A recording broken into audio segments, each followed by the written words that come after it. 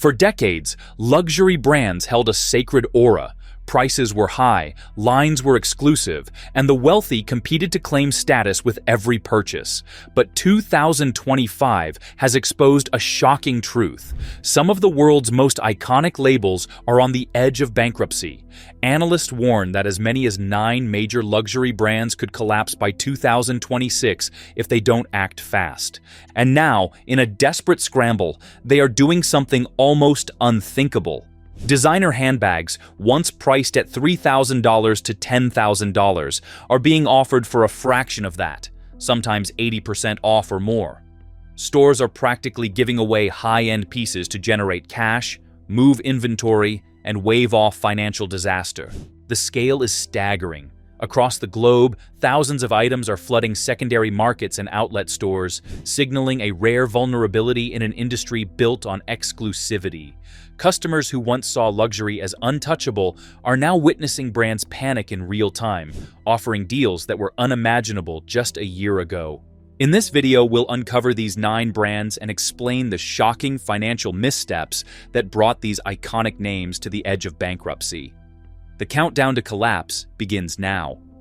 Number 9. Valentino.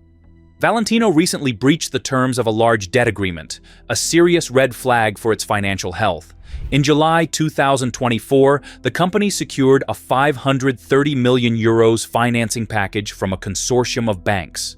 The agreement included financial covenants, including a maximum net debt-to-earnings ratio, to be tested every 6 months. By late 2025, Valentino's debt-to-earnings ratio had exceeded the threshold, triggering a covenant breach and forcing the firm to enter talks with its creditors for covenant relief or renegotiation. The root cause of this breach lies in a sharp drop in demand for luxury goods globally, which hit Valentino's earnings hard in 2025. According to insiders, the brand suffered a significant deterioration in earnings during the first half of 2025. At the same time, total debt, including lease liabilities, remained high, stressing the company's ability to generate enough cash flow to meet its obligations and maintain operations. This combination of lowered earnings and heavy debt left little margin for error and revealed how vulnerable Valentino is if the downturn in luxury demand continues. In response to the crisis, the brand's owners, Mayhoola for Investments and Kering, agreed in November 2025 to inject €100 million of capital to stabilize Valentino's finances. This capital injection provides short-term relief by bolstering liquidity and reassuring lenders. However, it also underscores how serious the financial stress had become. The owners themselves needed to step in to avoid a full-scale default. Despite this support, structural risks remain for Valentino. The global luxury goods market has been weakening, with consumers cutting back on high-end purchases amid economic uncertainty. In such an environment, it is uncertain whether Valentino can return to the level of sales and profitability required to meet its high debt obligations. The brand may need to significantly adapt its business model, reduce costs, or renegotiate more favorable debt terms, all while trying to protect its luxury positioning and heritage. Finally, there is uncertainty around the long-term commitment from Kering. Although Kering owns 30% of Valentino and has the option to acquire the rest, the full takeover has been delayed until at least 2028, partly because of the debt concerns and the volatile broader market. This delay signals caution.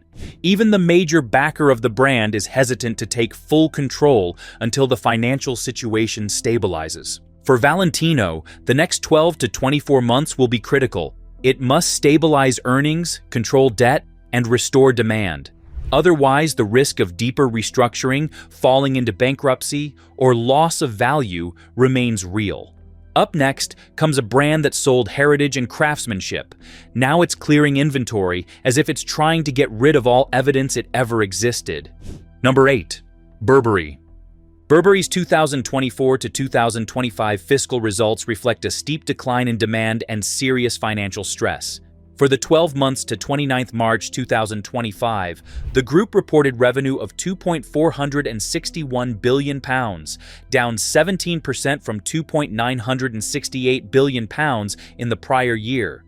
Retail comparable store sales fell 12% year-on-year. On an adjusted basis, operating profit collapsed to £26 million from £418 million, a decline of roughly 94%. On a reported basis, the group swung to an operating loss of £3 million. These sharp drops reflect a broad slump in global luxury demand. Sales fell most in Asia-Pacific and other key regions, hitting consumer demand round the world. This contraction left Burberry with large fixed costs, stores, staff, manufacturing, that no longer aligned with its reduced sales volume. In response, the company launched a major restructuring plan. Among the most significant measures, cutting 1,700 jobs globally, roughly 18 to 20% of its workforce. The cuts affect corporate roles, retail staff, and manufacturing, including elimination of the night shift at its Castleford trenchcoat factory in the United Kingdom. Additionally, Burberry aims to save up to £100 million annually by 2027 through cost reductions in procurement, real estate, and staffing. The brand is set to refocus on its heritage, classic trench coats, scarves, and timeless outerwear, rather than chasing risky fast fashion trends that had diluted its image. But even with these drastic measures, risks remain. The decline in wholesale revenue was steep. Wholesale dropped around 35% in the year. Inventory levels had to be slashed and buying tightened to avoid overstock, a sign the company was scrambling to align supply with sharply reduced demand. Finally, though management claims some signs of stabilization, for instance, improved sales in the second half of the fiscal year, the loss of profit cushion and dependence on cost cuts leave Burberry extremely vulnerable if the broader luxury slump continues or worsens. Meanwhile, number 7 is a brand that seemed untouchable. But as creditors circle, even its premium handbags are getting tagged with shocking low prices. Number 7. Gucci. Gucci has plunged sharply in 2025 as demand for luxury goods weakened worldwide. In the second quarter of 2025, sales at Gucci dropped 25% year-on-year, totaling £1.46 billion, a steep fall that reflects persistent consumer pullback. In the first quarter of 2025, the parent company Kering reported a 14% drop in total sales, with Gucci as the hardest-hit brand, seeing its revenue fall by 25%. This sustained slump indicates Gucci is not just suffering a temporary slowdown, but facing structural demand issues, especially in the United States and Asia. The drop in sales has pressured Gucci's parent group's overall profitability. Its weaker-than-expected quarterly earnings triggered alarm among investors, prompting concerns about Gucci's ability to reverse the slide. Many analysts attribute the collapse not only to falling demand, but also to erosion in brand desirability and misalignment with current consumer tastes. As Gucci contributes a large share of Kering's revenue and profit, the brand's decline carries outsized consequences. Gucci has attempted a turnaround, including leadership and creative direction changes meant to recapture appeal. The label replaced its creative director following disappointing sales and planned a new collection as a relaunch. Despite these efforts, investors remain cautious. The stabilization was not rapid, and the brand has yet to restore pre-crisis momentum. Meanwhile, store closures and cost-cutting measures are being considered to reduce overhead and adjust to lower demand. To worsen Gucci's predicament, economic uncertainty, consumer inflation, weaker tourism, and overall lower appetite for expensive discretionary purchases are shrinking the pool of buyers for high-end luxury goods. In particular, demand in Asia, once a strong driver for luxury sales, has cooled, while the United States and Europe also show signs of reduced shopper enthusiasm. With many wealthy consumers delaying purchases or switching to more affordable, accessible luxury, Gucci's traditional high-price offerings may become less appealing. Given these pressures, Gucci risks real long-term damage to its brand strength and financial stability. Without a clear rebound in demand or a swift, successful repositioning, it may face further losses, store closures, or bankruptcy. Gucci's problems now go beyond a bad quarter. They reflect shifting consumer behavior and deep structural challenges for legacy luxury houses. If the slump continues into 2026, the brand could truly be at risk. Now here's a brand that lived on status. until its financial future turned uncertain and every sale started to feel like a desperate move. Number 6. Christian Dior. Christian Dior, part of the conglomerate LVMH, has seen its broader fashion and leather goods division weaken significantly in 2025. In the first quarter of 2025, LVMH reported a drop in its fashion and leather goods revenues from 10.49 billion euros in the prior year to 10.10 billion euros, a decline of about 4%. For the first half of 2025, LVMH's overall revenue fell 4% to 39.8 billion euros, and the fashion and leather goods segment dropped about 7 to 9%, depending on measure, to roughly 19.1 billion euros. This decline signals that Dior, one of the key brands in this division, is operating under a tougher demand environment. Despite the broader downturn, Dior has tried to hold steady by leaning on its diversified business segments beyond just leather goods. Its perfumes and cosmetics division remained relatively stable, and its selective retail operations preserved some resilience in 2025. However, weakening demand in Asia, especially as tourist spending recedes, has hit Dior hard since part of its strength came from global buyers. The drop in demand for high-end leather goods and couture-level items underpins a structural shift that even a diversified luxury brand struggles to fully offset. Operationally, Dior's margins and cash flow remain stronger than many peers, which offers some buffer against market pressures. In its mid-2025 report, Dior's parent group noted stable free cash flow and a robust operating margin for its businesses, despite lower top-line revenue. That said, the softness in the leather goods segment, once a major driver of profits, makes the brand more vulnerable to further declines. Executive commentary from LVMH's financial leadership acknowledged that Dior underperformed compared to other fashion houses in the group, especially in markets with weak demand, such as China and Japan. Dior also faces challenges in brand relevance and creative renewal. In 2025, the label is undergoing leadership and creative direction changes, which some analysts argue signal uncertainty over whether Dior can reinvent itself in a changing luxury landscape. The company must balance maintaining heritage and high-end craftsmanship with adapting to shifting consumer preferences and spending behavior. That balancing act can be risky. If Dior fails to update its offer in line with new luxury consumption trends, such as demand for more accessible luxury, sustainability, or value-based purchases, it may lose some of its competitive edge. In sum, Dior sits in a very risky position. If the broader luxury slump continues into 2026, especially in Asia and among younger or more value-conscious consumers, Dior may struggle to maintain prior growth. The brand may need to rethink its product mix, pricing, and market positioning to stay resilient. Otherwise, even a legacy name like Dior could face sustained financial pressure. Next is a brand that poured glamour into every stitch, yet now it's trying to clear it all out quick before the bankruptcy rumors go from whispers to headlines. Number 5. Moschino. Moschino is owned by FA Spa, which in 2024 to 2025 has faced a serious sales collapse. In the 2024 financial year, FA's overall revenue fell approximately 21% compared to 2023, reaching about 250.8 million euros, a large drop that highlights how demand for its luxury fashion brands, including Moschino, weakened sharply. Moschino itself was the hardest hit among F's houses. Its sales reportedly dropped about 22.5% in 2024, with revenue falling to roughly 186.3 million euros. The downward trend continued into 2025. In the first quarter, F, and hence Moschino, saw revenues of only 61.7 million euros, down 23.2% year-on-year. The ready-to-wear segment dropped about 30%, and footwear and leather goods fell 18%, both areas where Moschino draws a big portion of its income. The result was a net loss of 10.1 million euros in first quarter 2025, nearly double the prior year loss, and negative EBITDA of 1.5 million euros, compared to a positive 6.3 million euros in the previous period.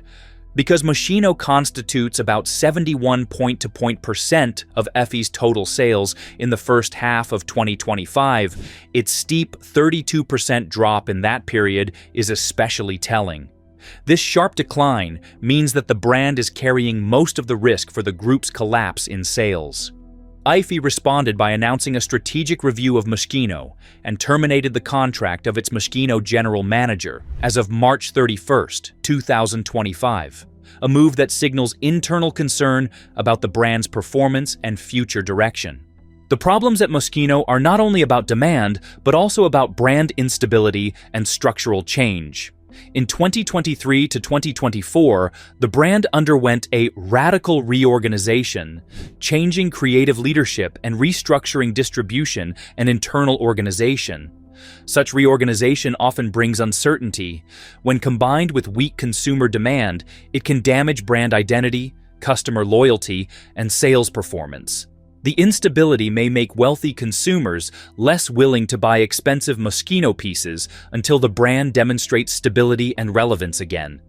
In light of these developments, steep revenue drops, rising losses, negative cash flow indicators, and organizational turmoil, Moschino appears to be under very serious pressure as of 2025. Unless the strategic review yields a strong turnaround through refreshed design direction, better market positioning, tighter cost control, and renewed consumer demand, the brand may struggle to return to profitability in 2026. Given how much of Effie's revenue Moschino makes up, failure to recover could force deeper restructuring or even the risk of major downsizing. Moschino's path forward is risky, and its future depends heavily on swift, decisive action. And number 4, a brand that once symbolized timeless luxury. Now its discounted bags scream of uncertainty, as if the brand is racing the clock before the end. Number 4, Louis Vuitton. Louis Vuitton is the biggest single brand inside LVMH, but it still felt the slowdown in 2025. LVMH said its fashion and leather goods unit, where Louis Vuitton sits, fell sharply in some quarters, with a 9% organic drop in that segment during second quarter 2025. That decline shows even top brands are not immune when customers pause buying.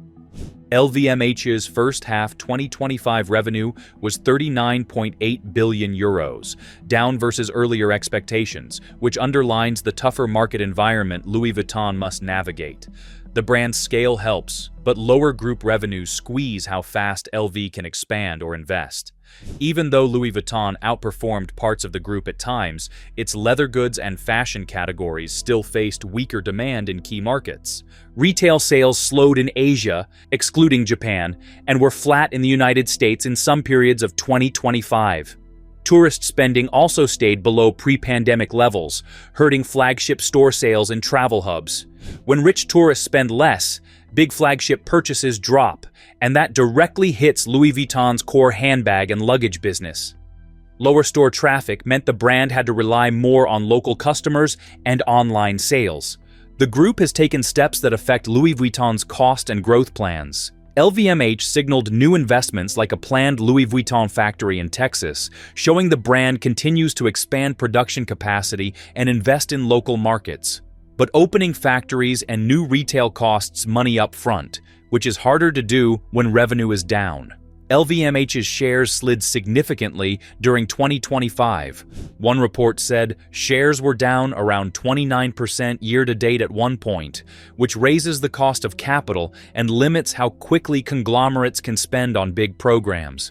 For Louis Vuitton, that means balancing long-term moves with near-term profit pressure. Sales drops forced LVMH and Louis Vuitton to rethink product and pricing strategies. Analysts said some luxury price rises had pushed away aspirational buyers who earlier helped fuel growth. The change nudged brands to offer more items under 1,000 euros and to promote beauty and smaller leather goods, lower ticket items that sell when big purchases stall.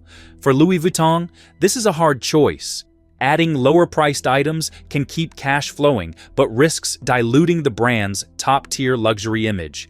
The brand must protect its cachet while also finding sales volume in a tighter market. In short, Louis Vuitton is under pressure because the wider luxury market cooled in 2025. Louis Vuitton's strong brand, cash flow, and parent support reduced the chance of collapse, but persistent weak demand could force store cuts, slower expansion, or heavier discounting of smaller items, choices that would change the business model. If the slump continues into 2026, Louis Vuitton will need careful management to keep both sales and brand value intact. This next brand built prestige on exclusivity, but in 2025, it's giving away bags at bargain prices like it can't wait to shed the whole name. Number 3. Yves Saint Laurent, YSL. YSL, under the group Kering, has seen clear signs of stress in recent years. In Kering's 2024 annual report, YSL's revenue dropped to 2.9 billion euros, a decline of 9% compared with the prior year. Part of that drop came from both lower retail store sales, down 7%, and a sharp fall in wholesale revenue, down 25%. That level of contraction threatens the brand's financial strength, especially if the slump continues into 2025 and 2026. The brand's financial performance is uneven across regions and channels. For example, YSL's subsidiary in Ireland reported a 34% fall in revenue in 2024, along with a 23% drop in profit, citing lower store footfall and global uncertainty. These local collapses are worrisome because they reflect weak consumer confidence and reduced demand even in established markets. When multiple markets underperform, the brand's global balance shifts dangerously.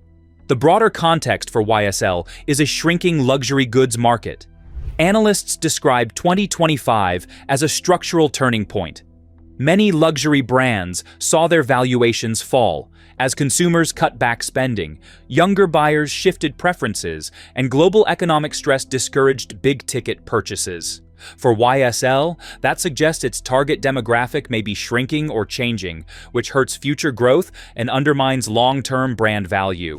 Despite the drop in revenues, YSL tried to protect profitability. In 2024, it recorded a recurring operating income of 593 million euros, with an operating margin of roughly 20.6%. That shows resilience. The brand still managed to stay profitable through cost control and perhaps selective product focus. But margins alone may not be enough if top-line sales continue falling.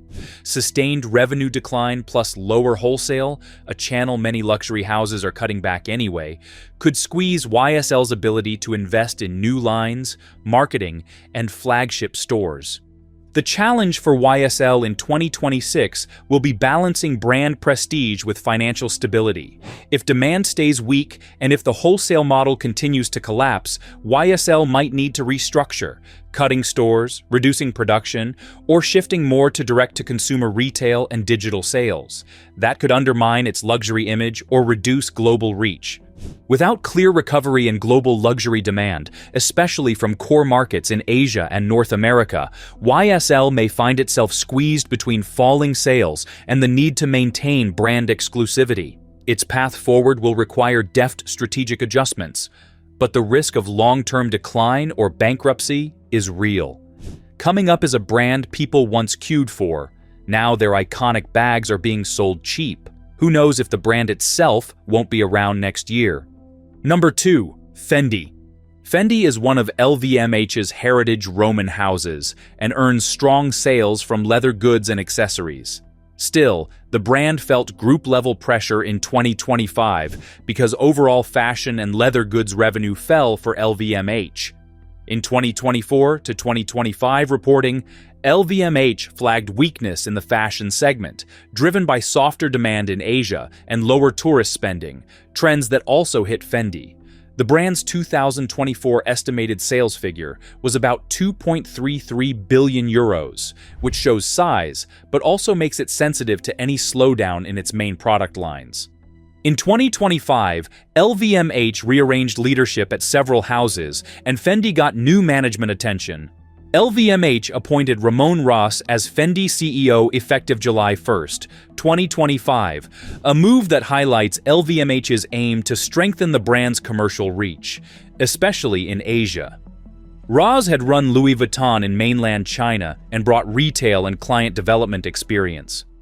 Leadership changes often signal a push to return to stronger growth, but they also show the brand needs new tactics to meet changing customer habits and to bounce back.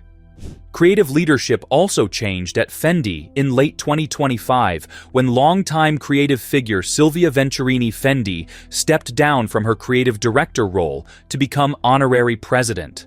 Her departure after decades of influence marks a big creative shift for the house. Creative transitions can be risky in weak markets because buyers sometimes delay purchases until new collections prove successful. The timing, in the midst of an industry slump, raises pressure on the new leadership to deliver fresh, commercially appealing collections quickly to restore sales and desirability. Fendi also faces the same demand mix issues other luxury houses see: tourists spending less, younger buyers shifting tastes, and a greater appetite for value or more casual luxury. These changes force Fendi to choose between protecting its high-end leather goods positioning or expanding into lower-priced categories to maintain volume. The brand's heavy reliance on leather accessories and bags means any sustained drop in handbag demand hits margins fast. LVMH's overall retreat in fashion sales in 2025 cut the growth runway for mid-sized houses like Fendi, tightening the time available to turn a fall in sales into a recovery. To survive and grow, Fendi must convert the corporate reshuffle into real retail and design wins, strong new collections, better local market strategies, especially in China, and careful control of stock and costs. The brand's scale and LVMH backing give it advantages, but leadership changes and a weak luxury cycle leave no room for missteps. If new management and creative teams fail to lift demand quickly, Fendi could face more aggressive cost reshaping or slower expansion plans into 2026. Right now, the risk is real, but not yet existential. Success depends on close execution over the next year. And finally, number 1, a brand that once sold dreams. Now it's slashing prices so hard, its own discount feels like final sales. Number 1, Balenciaga. Balenciaga is part of Kering's portfolio within the Other Houses segment. In 2024, the Other Houses segment, including Balenciaga, generated total revenue around 3.2 billion euros. But its sales fell by about 8%, as reported, and about 7% on a comparable basis. Within this segment, wholesale revenue dropped 17% on a comparable basis, while directly operated retail sales also slipped. These declines show that even before 2025, Balenciaga was under pressure as overall market demand weakened and the group shifted strategy. In the first half of 2025, Kering reported its group revenue fell by 16% year-on-year to 7.59 billion euros, and the Other Houses segment saw comparable revenue down about 15%. That drop reflects global headwinds hitting luxury, weaker consumer demand, economic uncertainty, and reduced tourist spending, especially in Asia and North America. For Balenciaga, that means fewer buyers for its high-end shoes, leather goods, and apparel, the core items likely carrying much of its revenue. Balenciaga's challenges are not just about macroeconomic downturn. The brand's public image took severe damage after a controversial 2022 advertising campaign that featured children in context many found offensive. That scandal triggered backlash, boycotts from major retailers, some removed Balenciaga items, and widespread negative publicity. As a result, many long-term and aspirational customers may have lost trust or interest, which is hard to rebuild, especially while the luxury market slows. In response to the crisis, Kering reshuffled creative and management leadership at Balenciaga several times. In 2025, the group appointed Pierpaolo Piccioli, former creative director at another fashion house, to lead Balenciaga's creative direction. Leadership changes often signal attempts at recovery, but they also reflect internal instability and uncertainty over the brand's identity and direction. During such transitions, product pipelines, marketing, and consumer confidence can suffer. If the new leadership fails to re-establish strong, appealing offerings, Balenciaga risks further erosion of its customer base. Finally, Balenciaga is squeezed between high expectations and a harsh external environment.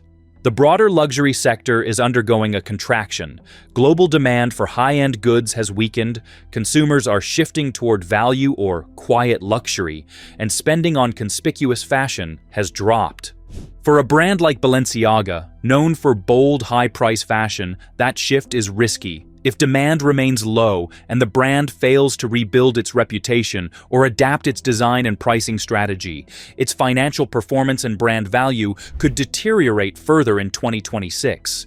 Real risk exists that Balenciaga may need to cut costs, reduce retail footprint, or accept major repositioning to survive. The combination of the above factors moves the risk beyond a simple bad year. For brands like Valentino and Burberry, issues extend to breached debt covenants, significant losses, structural cash flow problems, and aggressive cost-cutting, all classic indicators of potential bankruptcy. For others, including Gucci, Dior, Louis Vuitton, Fendi, YSL, Balenciaga, and Moschino, a prolonged slump in demand could undermine business models reliant on premium pricing and brand prestige. Analysts suggest that the luxury supercycle may have ended, meaning the sector could face extended contraction rather than a quick rebound, elevating the existential risk for even the most iconic names. The next 12 months will determine a whole lot for the luxury market. If this breakdown changed how you think about luxury, let us know in the comments. Which of these brands do you think is most likely to go bankrupt? Do you think any of them has what it takes to bounce back? Drop your thoughts below. Hit that like button. Subscribe so you never miss our next deep dive into the hidden dynamics of wealth, status, and the brands desperately trying to capture both. Because in luxury, nothing is permanent.